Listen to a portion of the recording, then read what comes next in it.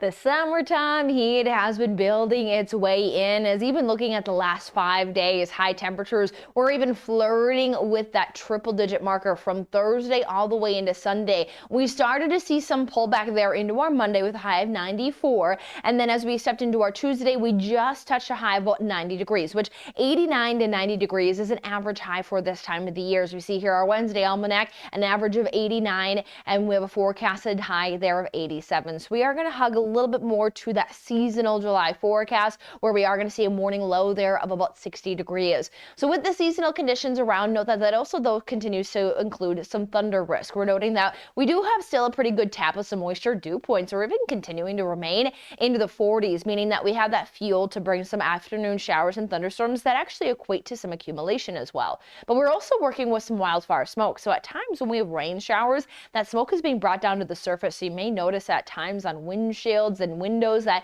you may see a little bit of that dust accumulating. And we'll see that most of that wildfire smoke though does stay upper air, but it creates that hazy sunshine when that is around. And it's something that we may be battling for the time to come, as there are very dry conditions region-wide and wildfires are continuing to burn. We also will then keep an eye on working out of some of that moisture, which could put us into some quieter conditions as we head into early next week. And I will be kept on that forecast. But for the time being, we're going to have a bit of a rinse and repeat potential here, where we have that average high temperature expected and isolated storms in the forecast. Some of these storms here into our Wednesday as well as our Thursday does include a marginal risk for some storms running up through the local region. Main threat when it comes down to any storm development will be the potential that storms could produce some gusty winds as well as some small to large hail.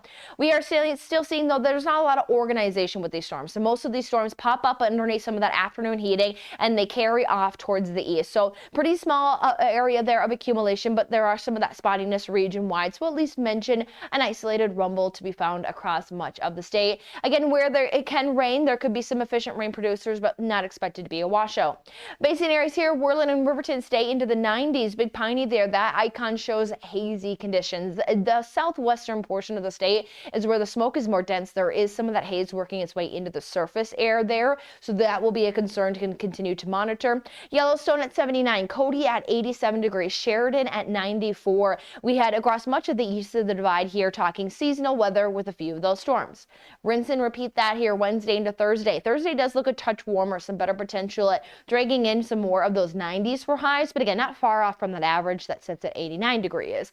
Then behind that warmer day, we are going to start to see maybe a little bit of a pullback, still again near normal with a few storms that may exist through Saturday. Again, coverage and organization is pretty limited, and then there seems to be a turnaround that could bring us some quieter weather conditions as we head into next work week.